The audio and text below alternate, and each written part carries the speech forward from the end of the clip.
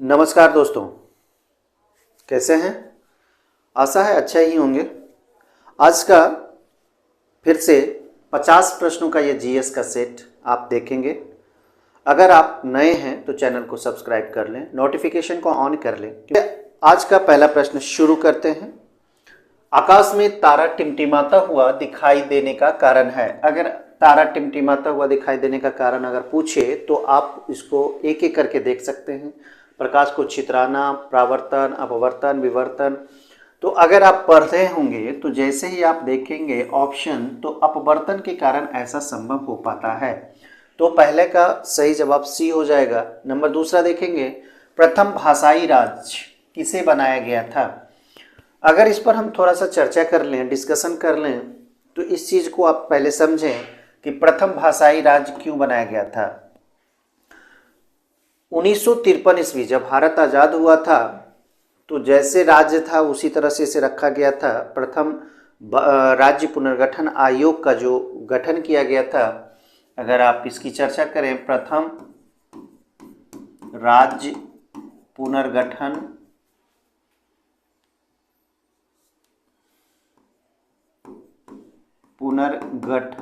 आयोग स्थापना की बात करें तो 1953 ईस्वी में इसकी स्थापना की गई थी। क्यों की गई थी, इसके पीछे भी एक उदाहरण हम पेश करते हैं। आंध्र प्रदेश के रामालू नाम के एक सामाजिक कार्यकर्ता थे जो कि आमरण अनशन किए थे, जिसमें से उनकी जान चली जाती है सिर्फ इसलिए कि आंध्र प्रदेश को तेलुगु भाषा के आधार पर अलग करने के लिए उन्होंने ये आमरण अनशन किया था। और जब उनकी मृत्यु हो जाती है तो आनन फानम में भारतीय जो सरकार है, उस समय 1953 की बात हो रही है, उस समय जो भारतीय सरकार है आनन फानन में प्रथम राज्य पुनर्गठन आयोग का गठन कर लिया। ये राज्य पुनर्गठन आयोग का गठन किया और उस समय कह सकते हैं कि आनन फानन में सबसे पहले राज्य की स्थापना कर दी गई आंध्र प्रदेश की। आंध्र प्रदेश राज्य की स्थापना हो गई तेलुगु भाषा के आधार पर। तो इस तरह से अगर आपसे कोई क्वेश्चन पूछ ले कि भाषा के आधार पर सबसे पहला राज्य बनने वाला कौन था, तो आंध्र प्रदेश था। तेलुगु भाषा के आधार पर इसे अलग कर दिया गया था और हमने अभी क्या रीजन बताया था, आनन फानम में ये किया गया था। रामालू जो आमरण अनशन किए थे लगभग 60 दिनों तक और उनकी मृत्यु हो जाती है, तो आनन फानन में आंध्र प्रदेश का गठन हो जाता है। लेकिन उसी समय प्रथम राज्य पुनर्गठन आयोग की स्थापना भी होती है 1953 ईस्वी में, क्योंकि मांगे उठने लगी थी। जब एक राज्य बना तो और भी राज्य की मांगे उठने लगी थी। तो पुनर्गठन आयोग जब 1953 ईस्वी में जब बनाया गया तो यह अपना रिपोर्ट इसके जो अध्यक्ष थे, अध्यक्ष भी इसको आप याद रख लें। अध्यक्ष की अगर बात कर लें तो अध्यक्ष कौन थे? फजल अली थे। कौन थे? फजल अली थे। फजल अली, तो आप इसे भी याद रखें, फजल अली थे अध्यक्ष। इनकी अध्यक्षता में ये पुनर्गठन आयोग जो था ये गठन किया गया था।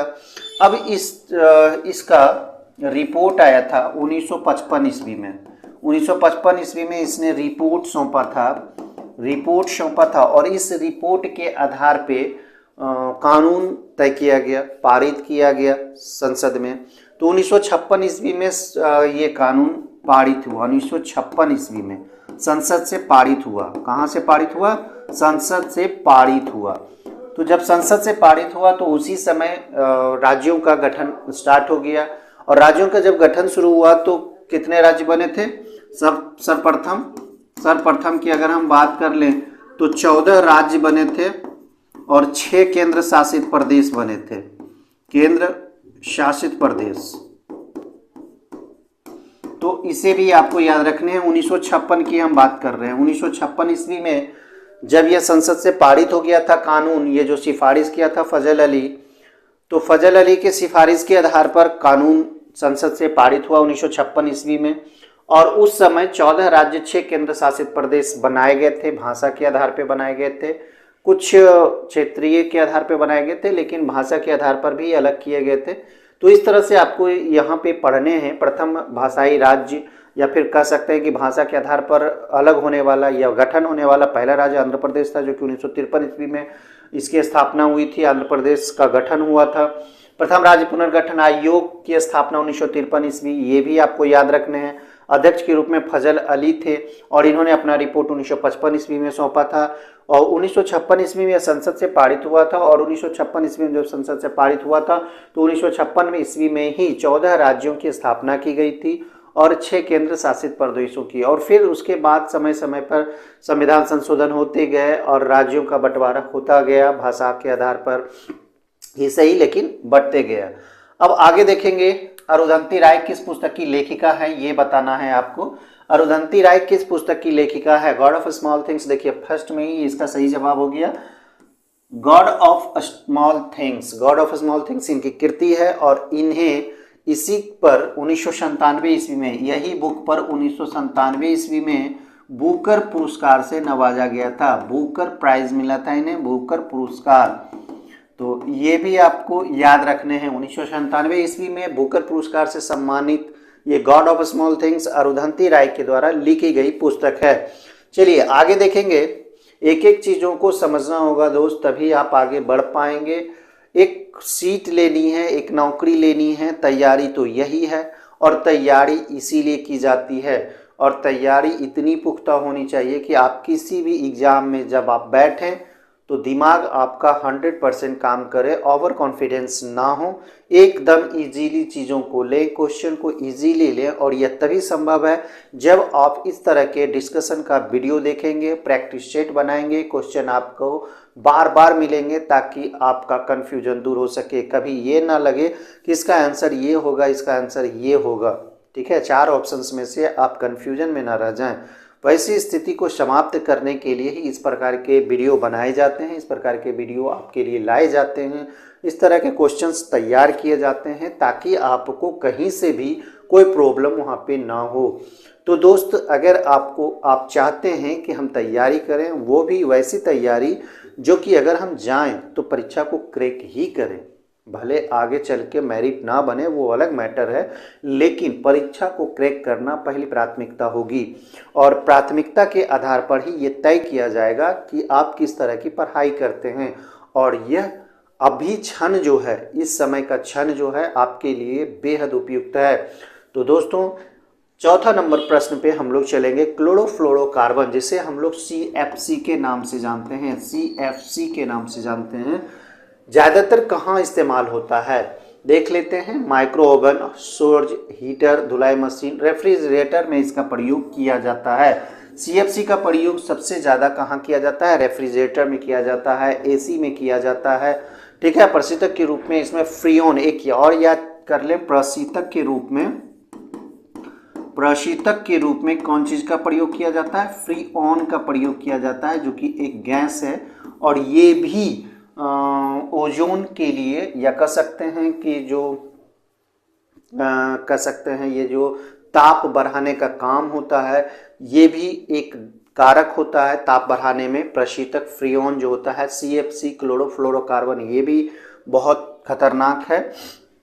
ग्लोबल वार्मिंग जिसे हम लोग कह सकते हैं, ग्लोबल वार्मिंग के लिए दोनों खतरनाक हैं, ग्लोबल वार्मिंग, ठीक है। कभी कभी ये क्वेश्चंस पूछ लिए जाते हैं, तो आपको इस तरह से भी तैयारी करनी है। चलिए अगला क्वेश्चन देखेंगे। 5वां इंग्लैंड किसकी स्थापना BR अम्बेडकर के द्वारा की गई है? स्वराज पार्टी इनके द्वारा नहीं की गई है स्थापित। समाज समता पार्टी ये भी नहीं, अखिल भारतीय अनुसूचित जाति परिसंघ ये भी नहीं, स्वतंत्र श्रमिक दल इनके द्वारा स्थापित की गई ये पार्टी है। स्वतंत्र श्रमिक दल की स्थापना 1936 ईस्वी में की गई थी इनके द्वारा, 1936 ईस्वी में, ठीक है। स्वतंत्र श्रमिक दल, कभी कभी इसे बोला जाता है स्वतंत्र लेबर पार्टी, ठीक है, लेबर पार्टी। तो ये भी आप समझ लें, क्योंकि आप लेबर पार्टी समझ के आप कंफ्यूजन में ना आ जाएं, इसलिए स्वतंत्र श्रमिक दल को स्वतंत्र लेबर पार्टी भी बोला जाता है। उसके बाद अगला देखें, 6 निम्न में किस संगठन का मुख्यालय जेनेवा में नहीं है? अगर आप सबको याद रखेंगे तभी ये संभव है कि आप इसे बना पाएंगे, क्योंकि हो सकता है क्वेश्चन के जो ऑप्शंस हैं, ऑप्शन आपका बदल दिया जाए। ठीक है। तो ये कोई ज़रूरी नहीं कि हम जो 4 ऑप्शंस दिए हैं वही 4 ऑप्शंस परीक्षा में भी आ जाए, ये कोई ज़रूरी नहीं, क्वेश्चन हो सकता है इस तरह से आ जाए। तो एक एक करके सबको याद रखेंगे तो याद रहेगा। खाद्य एवं कृषि संगठन, खाद्य एवं कृषि संगठन का स्थापना जो हुआ था 1945 में हुआ था, और इसका जो मुख्यालय है ये रोम में है, रोम इटली, ठीक है। विश्व मौसम विज्ञान संगठन की स्थापना 1950 ईस्वी में हुई है, और इसका जो मुख्यालय है ये जेनेवा में स्थित है। विश्व स्वास्थ्य संगठन की अगर बात कर लेते 1948 ईस्वी में इसकी स्थापना की गई है, और इसका भी मुख्यालय जो है वो जेनेवा ही है। अब देख लेंगे विश्व व्यापार संगठन, आप जानते होंगे 1995 ईस्वी में इसकी स्थापना की गई है, और इसका भी मुख्यालय कहाँ है, जेनेवा है। अब आप पकड़ लेंगे इस चीज़ को, सिर्फ रट्टा अगर मारना हो तो आपका आंसर हम अगर खाद्य एवं कृषि संगठन बता देते तो आप समझ जाते कि ओ इस तरह से ये सही है, बाकी ये तीनों का जेनेवा होगा, है ना। तो इस तरह से क्वेश्चंस में अगर खाद्य एवं कृषि संगठन के जगह कोई और जिनका जेनेवा हो वो रख दिया जाएगा, तब आप क्या करेंगे। तो इसलिए आपको जानकारी में इन चीज़ों को रखने होंगे। चलिए अगला देखेंगे 7वां नंबर, आधुनिक हिंदी साहित्य का अग्रणी साहित्यकार कौन है। देखिए आधुनिक हिंदी साहित्य पूछा जा रहा है, अग्रणी साहित्यकार पूछा जा रहा है। ये मुंशी प्रेमचंद, देवकीनंदन खत्री या भारतेंदु हरिश्चंद्र। इसका सही जवाब हो जाएगा डी, भारतेंदु हरिश्चंद्र। इन्हें साहित्यकार, ये आधुनिक साहित्यकार, आधुनिक साहित्य, ठीक है, आधुनिक साहित्य का पितामह भी कहा जाता है। ये भी अगर क्वेश्चन में पूछ दे तो इसे बना देना है, ठीक है। आधुनिक साहित्य का या फिर हिंदी थिएटर का पितामह, ये भी क्वेश्चंस में आते हैं। तो ये दोनों क्वेश्चंस अगर इस तरह से पूछें तो ये भी आपको बना देने हैं, ठीक है। आधुनिक साहित्य का पितामह या फिर हिंदी थिएटर का पितामह भारतेंदु हरिश्चंद्र को कहा जाता है। चलिए अगला देखेंगे 8वां, जब एक नाविक आगे की दिशा में कूदता है तब नाव पीछे की तरफ हट जाती है। यह उदाहरण न्यूटन के कौन से नियम को दर्शाता है। देखिए क्रिया के विपरीत प्रतिक्रिया, ये तीसरा कारण है, ठीक है, तीसरा नियम है। जब आगे की ओर कूदते हैं तो वो पीछे की ओर हटती है, तो क्रिया हुआ उसके विपरीत प्रतिक्रिया हुआ, तो ये गति का तीसरा नियम है, थर्ड लॉ ऑफ मोशन, इसे याद रखने हैं। पहले नियम से क्या मिलता है बताइए, बल की परिभाषा मिलती है, बल की परिभाषा मिलती है, इसको भी आपको याद रखने हैं। और गति के दूसरे नियम से बल का व्यंजक प्राप्त होता है, बल का व्यंजक प्राप्त होता है। तो एक एक चीज़ों को आपको नोट करने हैं, याद रखने हैं। ये भी क्वेश्चंस एराइज होते हैं, ढेर बार पूछे गए हैं। 9वां देखें, ऊंचाई पर उड़ते हुए विमान के केबिन के अंदर का दबाव कितना होता है। केबिन जो हम लोग रहते हैं वायुयान में, अंदर में जो रहते हैं, और बाहर का जो वायुमंडल होता है, दोनों में अंतर होता है, दबाव में अंतर होता है। क्या अंतर होता है, बाहर से कम होता है। वो जो दबाव होता है बाहर से क्या होता है, कम होना चाहिए या कम होता है। आगे देखेंगे 10, फ़ारेनहाइट स्केल पर किसी वस्तु का ताप 212 डिग्री फ़ारेनहाइट है, तो डिग्री सेंटीग्रेड पर उस वस्तु का ताप कितना होगा। सेंटीग्रेड पर ये पूछा जा रहा है, तो 100 डिग्री सेंटीग्रेड हो जाएगा। फ़ारेनहाइट पे 212 डिग्री फ़ारेनहाइट है क्वथनांक, तो ये सेंटीग्रेड पर पूछेगा तो 100 डिग्री सेंटीग्रेड पे हो जाएगा। ये क्वथनांक की चर्चा हुई। चलिए 11, निम्नलिखित तत्व के प्रतीक में केवल एक अक्षर होता है। चारों का प्रतीक आप समझ लें। देखिए तांबा मतलब कॉपर Cu, कार्बन मतलब C, क्लोरीन मतलब Cl, कैल्शियम मतलब Ca। अब आप बताइए कि किसमें एक अक्षर है। तो Cu 2 अक्षर है, एक अक्षर देखिए इसका है, इसमें भी Cl है, इसमें भी Ca है, तो 2 अक्षर सब में है, लेकिन कार्बन में एक अक्षर है। क्वेश्चन इस तरह से भी आपको कंफ्यूजन में डाल सकता है, इसलिए याद रखें। और ये मत सोचें कि पूछा क्या है। तो क्वेश्चंस को अगर समझ लेंगे तो इजी लगेगा, नहीं समझेंगे तो बहुत हार्ड। प्रतिवर्ष अंतर्राष्ट्रीय परिवार दिवस, दिवस को जरूर याद रखें। कुछ कुछ दिवसों को आप याद रख लें जो महत्वपूर्ण है। तो प्रतिवर्ष जो अंतर्राष्ट्रीय परिवार दिवस मनाया जाता है, यह मनाया जाता है 15 मई को। 15 मई को अंतर्राष्ट्रीय परिवार दिवस के रूप में मनाया जाता है। 13 है भारत का पहला कृषि निर्यात सुविधा केंद्र, कृषि निर्यात सुविधा केंद्र जो कि पहला है भारत का, और यह कहाँ स्थापित किया गया है, यह पुणे में स्थापित किया गया है। पुणे कहाँ है, महाराष्ट्र में। चलिए प्रतिवर्ष राष्ट्रीय प्रौद्योगिकी दिवस, इसे भी आपको ध्यान में रखने हैं। प्रौद्योगिकी दिवस कब मनाया जाता है? तो ये 11 मई को मनाया जाता है।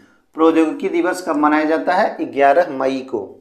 आगे 15 नंबर सवाल, किस लेखिका को उनके उपन्यास पिरोनेसी के लिए फिक्शन 2023 महिला पुरस्कार से सम्मानित किया गया है? पिरोनेसी के लिए फिक्शन 2023 का महिला पुरस्कार से सम्मानित किया गया है हार्पर ली, झुम्पा लाहिरी, अरुंधति राय, सुजैना क्लार्क है। ये सुजैना क्लार्क है जिसे ये पुरस्कार से सम्मानित किया गया है।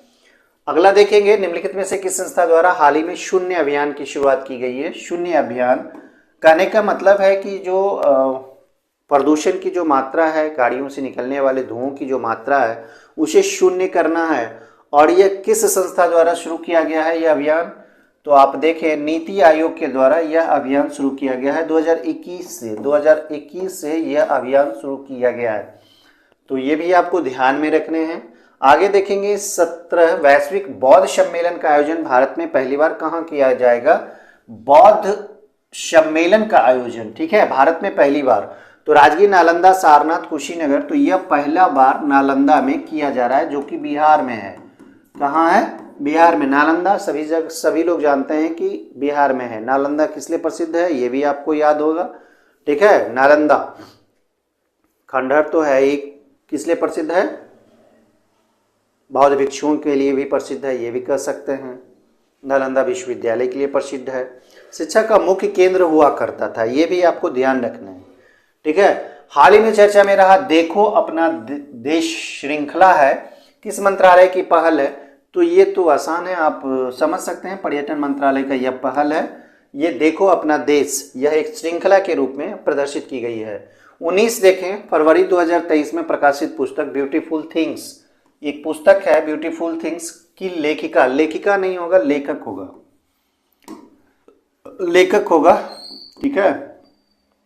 तो ये जो बाइडेन जो कि भारत के अमेरिका के राष्ट्रपति हैं, उनका जो पुत्र है हंटर बाइडेन, उन्हीं के द्वारा यह लिखी गई पुस्तक है ब्यूटीफुल थिंग्स, इसलिए इसे याद रखना है।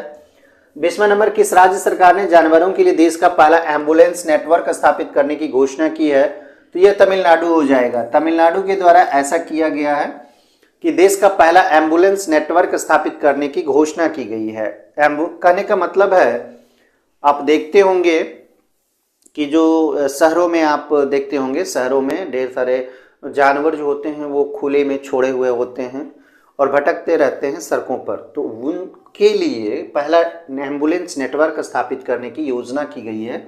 तो तमिलनाडु इसका सही जवाब हो जाएगा। आगे देखेंगे, क्यूएस वर्ल्ड यूनिवर्सिटी रैंकिंग 2023 में कौन सा विश्वविद्यालय पहले स्थान पर रहा है? तो क्यूएस वर्ल्ड यूनिवर्सिटी रैंकिंग है 2023 में कौन सा विश्वविद्यालय प्रथम स्थान पर रहा है, इसको बताना है। तो 23 में मैसाचुसेट्स प्रौद्योगिकी संस्थान जो कि अमेरिका का है, इसे प्रथम स्थान मिला है। हालांकि यह 11वां बार है, 11वां बार लगातार ये 11वां बार यह पुरस्कार प्राप्त किया है, पहले स्थान पे रहा है मैसाचुसेट्स प्रौद्योगिकी संस्थान जो कि अमेरिका का है, 11वां बार लगातार ये प्राइज जीता है। दूसरे नंबर पर रहा है कैम्ब्रिज विश्वविद्यालय, दूसरे नंबर पर कैम्ब्रिज विश्वविद्यालय का नाम आता है। अब आगे देखेंगे 22 नंबर, 22 कहता है फरवरी 2022 में 14वां अंतर्राष्ट्रीय बाल फिल्म महोत्सव का आयोजन किस देश में किया गया है? ध्यान से देखें, भारत, दक्षिण कोरिया, बांग्लादेश, श्रीलंका, ये बांग्लादेश हो जाएगा। बांग्लादेश में यह आयोजित किया गया था, ठीक है, याद यहाँ भी देख लें, फरवरी 2023 में हुआ था, 14वां था यह अंतर्राष्ट्रीय बाल फिल्म महोत्सव। अब 23 देखें, 23 कहता है किस देश ने वर्ष 2023 तक विश्व की पहली लकड़ी से निर्मित उपग्रह को अंतरिक्ष में भेजने की घोषणा की है? तो रूस हो जाएगा, अमेरिका हो जाएगा, जापान, इजराइल, इसका सही जवाब हो जाएगा जापान। दोस्त यहाँ देखें कि ये जितने भी क्वेश्चंस आप यहाँ देख रहे हैं सभी करंट से संबंधित हैं और इस तरह के प्रश्न करंट से प्रश्न पूछेंगे और इसके लिए भी आपको तैयार रहने हैं, इसलिए ढेर सारे क्वेश्चंस का जमावड़ा यहाँ पे करंट का लिया गया है, समसामयिकी से क्वेश्चंस को उठाया गया है, इसलिए घबराने की जरूरत नहीं है। जीएस में यहाँ थोड़ा सा करंट को भी उठाया गया है, ठीक है। आगे देखेंगे 24 नंबर सवाल। 24 कहता है किस तरह की जलवायु चाय के बागान के लिए सबसे उपयुक्त है? गर्म और नम, गर्म भी होना चाहिए और नम भी होना चाहिए, पानी भी सर्वाधिक मात्रा में इसे चाहिए। चलिए 25 एक गैंडे का सींग, ध्यान से देखें, और मानव बाल में मौजूद संरचनात्मक प्रोटीन का नाम क्या है। मानव बाल हो या नाखून हो या फिर गैंडे का सींग हो, तो उसमें कौन सा प्रोटीन कॉमन है, बताइए कौन सा प्रोटीन कॉमन है। तो अगर इस चीज़ को समझेंगे तो कैरोटीन है, जो कि ये नाखून में भी पाया जाता है, बाल में भी पाया जाता है, सींग में भी पाया जाता है। तो कन्फ्यूजन होने की ज़रूरत नहीं है कि सींग, गैंडा का सींग पूछ दिया, बाल पूछ दिया, तो ये इसमें घबराने की ज़रूरत नहीं है, सिर्फ कैरोटीन आपको याद रखना है। ज्ञानपीठ पुरस्कार किस लिए दिया जाता है? ज्ञानपीठ पुरस्कार कब से शुरू किया गया है? तो 1961 ईस्वी से शुरू किया गया है। ज्ञानपीठ पुरस्कार भारत में दिया जाता है, भारत में शुरू किया गया है, भारत कह सकते हैं, ये विश्व का नहीं है, भारत का है। और यह साहित्य के क्षेत्र में दिया जाता है, साहित्य के क्षेत्र में यह पुरस्कार दिया जाता है, तो इसे भी आपको याद रखने हैं। साहित्य आपका सही जवाब हो जाएगा। ज्ञानपीठ पुरस्कार जो है वो साहित्य से संबंधित है। आगे देखेंगे 27 नंबर, भारत रत्न प्राप्त करने वाले किस व्यक्ति का जन्म दिन इंजीनियर दिवस के रूप में मनाया जाता है? तो इंजीनियर दिवस सबसे पहले कब मनाया जाता है, ये आप ध्यान दें। तो 15 सितंबर को मनाया जाता है। इंजीनियर दिवस कब मनाया जाता है? 15 सितंबर को, ध्यान देना है। इंजीनियर दिवस 15 सितंबर को मनाया जाता है। और ये किनका जन्मदिन है? तो ये एम विश्वेश्वरैया का जन्मदिन है, एम विश्वेश्वरैया का जन्मदिन है। और इन्हीं के जन्मदिन पर इंजीनियर दिवस के रूप में मनाया जाता है, इन्हें सम्मान के रूप में ये मनाया जाता है। ठीक है, 28 नंबर सवाल देखेंगे। जो जीव अपना जैव भोजन संश्लेषित करते हैं, देखिए संश्लेषित करते हैं तो कहलाते हैं स्वपोषी, इसमें ज़्यादा माथा नहीं लगाना है, स्वपोषी ये कहलाएंगे जो खुद पोषण कर रहे हैं, खुद संश्लेषित कर रहे हैं। हिंदुस्तानी शास्त्रीय संगीत का सबसे प्राचीन रूप ये ध्रुपद हो जाएगा। ध्रुपद सबसे जो है, ये 4 ऑप्शंस में से ध्रुपद जो है सबसे पुराना है, प्राचीन है। भारतीय क्रिकेट कंट्रोल बोर्ड, जिसे बीसीसीआई कहते हैं, जो कि भारत में जितने भी क्रिकेट होते हैं उसको कंट्रोल करता है, बीसीसीआई। और इसका स्थापना कब हुआ है? तो बहुत पुराना ये है, 1928 ईस्वी दिसंबर में इसकी स्थापना की गई है। चलिए, अभी इसके अध्यक्ष कौन है बताइए, कमेंट में बताइएगा। चलिए, प्रेमचंद के अधूरे उपन्यास, नाम नहीं है अधूरे उपन्यास, बल्कि उपन्यास जो लिख रहे थे 1936 ईस्वी में, लिखते हुए इनकी मृत्यु होती है, लिखते हुए इनकी मृत्यु होती है 1936 ईस्वी में। ठीक है, मृत्यु हो जाती है, याद रखना। लिखते हुए 1936 ईस्वी में इस उपन्यास को लिखते हुए, अभी उपन्यास पूरा नहीं होता है, और लिखते हुए इनकी मृत्यु हो जाती है 1936 ईस्वी में। अब उस उपन्यास का नाम बताना है, तो इसका सही जवाब मंगलसूत्र हो जाएगा। मंगलसूत्र एक उपन्यास का नाम है जो कि प्रेमचंद के द्वारा लिखा जा रहा था, और 1936 में उनकी मृत्यु हो जाती है लिखते हुए, इसलिए यह अधूरा रह जाता है। तो मंगलसूत्र इसका सही जवाब हो जाएगा। आगे देखेंगे 32, अपचायक वह पदार्थ है, देखिए बहुत आसान है। अपचायक जो इलेक्ट्रॉन का त्याग करता है और जो इलेक्ट्रॉन का ग्रहण करे उसे उपचायक। आगे, किसी ऑर्बिटल में इलेक्ट्रॉनों की अधिकतम संख्या ज्यादा नहीं बताना है, इसमें 2 होता है। चलिए, निम्न में कौन सी राशि अदिश है बताइए? वेग, विस्थापन, आवेग, आवेश, कौन सी राशि जो है वो सदिश राशि है? सदिश और अदिश के बारे में आपको जानकारी हासिल कर लेनी होगी, क्योंकि सदिश और अदिश के उदाहरण पूछ लिए जाते हैं, परीक्षाओं में पूछे जाएंगे। कौन सा सदिश है? समूह रहेगा, इसमें से एक डिफरेंट रहेगा, अदिश के समूह रहेंगे, एक डिफरेंट रहेगा, तो इस तरह से क्वेश्चंस पूछे जाएंगे। वेग जो है वो सदिश राशि के उदाहरण है, विस्थापन ये भी सदिश राशि के उदाहरण है, आवेग ये भी सदिश राशि के उदाहरण है, आवेश ये भी सदिश राशि के उदाहरण है, जिसमें वेग और परिमाण दोनों हो। ठीक है, जिसमें वेग और परिमाण दोनों हो उसे हम क्या कहते हैं? सदिश राशि कहते हैं। जिसमें केवल परिमाण हो या दोनों में से कोई एक हो तो उसे अदिश राशि कहते हैं। लेकिन इसमें चारों ऑप्शन सही है। ठीक है, चारों ऑप्शंस क्या हैं? सही है। चलिए, 35 नंबर देखेंगे। 35 क्या कहता है? यदि दो आवेशों के बीच दूरी को दोगुनी कर दी जाए तो लगने वाला जो बल होगा वो कितना हो जाएगा? 1/4 गुना हो जाएगा, 1/4 गुना हो जाएगा। चलिए, 35 हो गया। 36 देखेंगे। 36 कहता है फीमर तथा टिबिया फिबुला के बीच कौन सी संधि होती है? इसे देख लें। रट्टा चाहे तो रट्टा मारने, रट्टा क्या मारेंगे आपको हम बता दिए तो आपके दिमाग में बैठ जाएगा ये चीज़।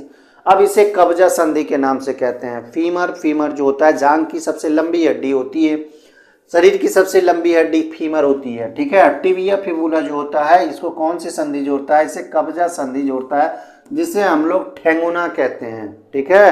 क्या कहते हैं, ठेठ भाषा में ठेंगुना कहते हैं। चलिए 37वें से कौन सा संगीत वाद्य यंत्र इंडो इस्लामिक मूल का नहीं है, इंडो इस्लामिक मूल का पूछ रहा है, तो ये बीना है जो कि इंडो इस्लामिक नहीं है। बाकी सितार, रवाब, तबला ये सभी क्या है, इंडो इस्लामिक मूल का है। चलिए निम्नलिखित में किसका मूल संविधान में समावेश नहीं, मूल कर्तव्य, मौलिक अधिकार, नीति निर्देशक तत्व, नागरिकता।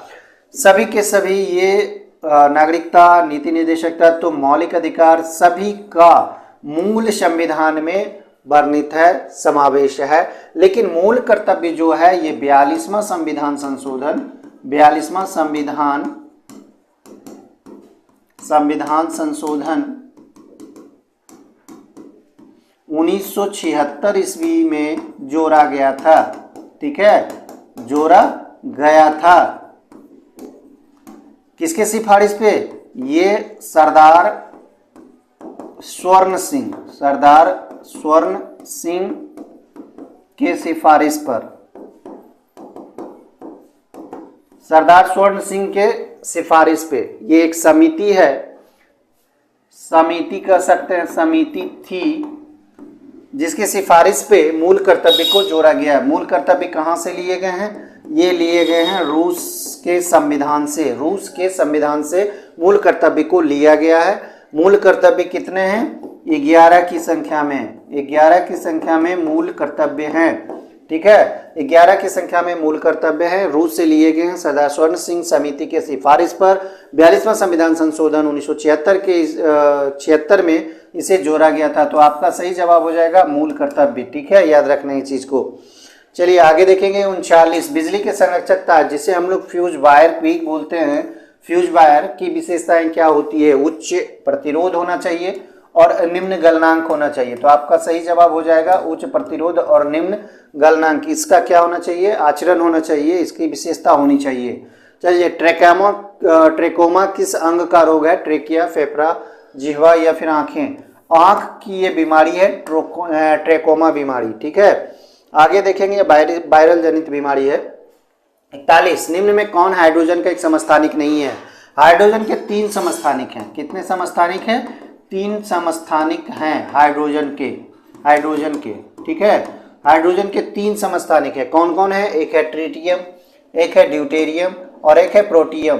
टिटेनियम कुछ नहीं है, तो इसका सही जवाब टिटेनियम हो जाएगा, समस्थानिक नहीं है। ये क्वेश्चन पूछ लिए जाएंगे, बहुत इंपॉर्टेंट क्वेश्चन है ये, ठीक है। आगे देखें, भारत में किस क्षेत्र में ज्वारीय ऊर्जा उत्पादन की संभावना पूछा जा रहा है, तो सर्वाधिक संभावना खंभात की खाड़ी हो जाएगा इसका सही जवाब। खंभात की खाड़ी में सर्वाधिक संभावना है ऊर्जा उत्पादन की, वो भी ज्वारीय। बोरलॉग पुरस्कार किस क्षेत्र में दिया जाता है, बोरलॉग कौन थे, नॉर्मन ई बोरलॉग का नाम सुना होगा तुम लोग, नॉर्मन ई बोरलॉग, ठीक है, बोरलॉग। नॉर्मन ई बोरलॉग हरित क्रांति के जनक थे, हरित क्रांति के जनक थे ये, हरित क्रांति के ये जनक थे नॉर्मन ई बोरलॉग। 1970 ईस्वी में इन्हें नोबेल मिला था, नोबेल पुरस्कार जो कि विश्व का सबसे सम्मानित पुरस्कार है, बहुत बड़ा पुरस्कार माना जाता है। 1970 ईस्वी में इसे नोबेल पुरस्कार मिला था और इन्हीं के याद में बोरलॉग पुरस्कार दिया जाता है कृषि के क्षेत्र में, कृषि के क्षेत्र में वैज्ञानिकों को दिया जाता है। चलिए आगे देखेंगे 44, संविधान के किस अनुच्छेद के तहत पंचायती राज्य गठन का प्रावधान है, ध्यान देना है, पंचायती राज गठन का प्रावधान है। 73वां संविधान संशोधन आपको याद होगा, 11वीं अनुसूची भी याद होगा। 73वां संविधान संशोधन 1992 ईस्वी में हुआ था और उसके आधार पे 11वीं अनुसूची को जोड़ा गया था संविधान में। और 11वीं अनुसूची कहता है पंचायती राज से संबंधित, और ये कहता है पंचायती राज गठन से संबंधित, और ये कहाँ वर्णित है, 243 में वर्णित है। भाग की अगर बात कर लें तो भाग 9 में ये वर्णित है। हालांकि भाग 4 की बात कर ले तो भाग 4 में राज्य के नीति निर्देशक तत्व है, राज्य के नीति निर्देशक तत्व है, नीति निर्देशक, ठीक है, तत्व है। इसमें भी अनुच्छेद अगर बात कर लें तो 40 में गठन की चर्चा की गई है, अनुच्छेद 40 में भी गठन की चर्चा की गई है। तो अगर ऑप्शंस में अनुच्छेद 40 भी रहे तो भी आपको ऑप्शंस लगाने हैं, और अनुच्छेद 243 सारी चीज़ों का इसमें वर्णन है, क ख ग घ करके इस तरह से अनुच्छेद 243 में सभी चीज़ों का वर्णन किया गया है। 45 में देखिए, भारत में बायोमास किससे प्राप्त किया जा सकता है, तो मूंगफली के छिलके, ये सही हो जाएगा। गन्ने की खाई, ये भी। चावल का छिलका, उपयुक्त तो सभी हो जाएगा जिससे बायोमास तैयार किया जा सकता है। चलिए आगे देखेंगे 46, रेशम कीट की किस अवस्था में रेशम प्राप्त होता है। ध्यान से देखें, रेशम कीट की किस अवस्था में रेशम प्राप्त होता है, तो ये कोकून हो जाएगा। कोकून से ही रेशम, इसे रेशम प्राप्त किया जाता है। 47 देखिए, विश्व ओजोन दिवस कब मनाया जाता है, तो यह 16 सितंबर है, इसे आपको नोट कर लेने हैं। 16 सितंबर को विश्व ओजोन दिवस के रूप में मनाया जाता है, विश्व ओजोन दिवस। आगे, भारतीय संविधान में लोकसभा तथा राज्यसभा के सदस्यों की अधिकतम संख्या कितनी निर्धारित की गई है, तो अधिकतम संख्या यहाँ पे पूछा जा रहा है, अधिकतम संख्या। तो अधिकतम संख्या लोकसभा की अगर आप बात कर लें तो लोकसभा की 500 और राज्यसभा की 250 सीटें। लेकिन अभी जो फिलहाल जो चुनाव किए जाते हैं,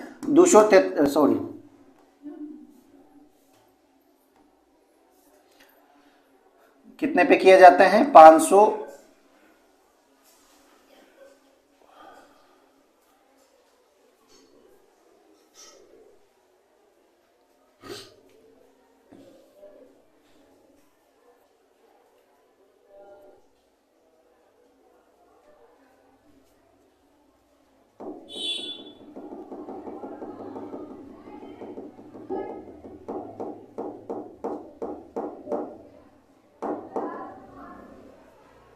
48 दे लें। 48 का सही जवाब आप यहाँ पे देखें तो डी हो जाएगा, 545 और 250 इसका सही जवाब हो जाएगा। हालांकि 545 550 होगा, 552 होगा यहाँ पे, और 250 ये तो सही है। तो इसमें से आप देखते होंगे 12 जो होता है राष्ट्रपति के द्वारा मनोनयन किया जाता है, इसमें 2 राष्ट्रपति के द्वारा मनोनयन किया जाता है, बाकी के निर्वाचित किए जाते हैं। 49 में किस प्रकार की बेरोजगारी भारतीय कृषि में सामान्य है, ये प्रछन्न जो रोजगार की अवस्था है ये सामान्य है, ठीक है, भारतीय कृषि में सामान्य है, ये प्रछन्न हो जाएगा। आगे देखेंगे, आज का अंतिम सवाल, सूर्योदय के समय सूर्य का जो रंग लाल दिखता है वह बड़ी तरंगदैर्घ्य का प्रकाश प्रकीर्णन के कारण ऐसा संभव होता है, प्रकीर्णन के कारण प्रकीर्णित होता है। इसलिए दोस्तों, आज का वीडियो कैसा लगा, आज का वीडियो क्लास यहीं समाप्त होता है। कैसा लगा कमेंट कर हमें ज़रूर बताएं, कहाँ सुधार की जा सकती है ये भी हमें बताएं, किस टॉपिक से ज़्यादा प्रश्न लिए गए हैं या किस टॉपिक से प्रश्न लेने हैं ये भी आप हमको बताएं, ताकि और सुधार किया जा सके और आपके लिए लाया जा सके। तो दोस्तों, अंत तक देखने के लिए धन्यवाद। और अभी तक आपने सब्सक्राइब नहीं किया है अंत तक और आपने वीडियो देख लिया है तो सब्सक्राइब कर ले ज़रूर, और दोस्तों को शेयर करना ना भूलें। जय हिंद।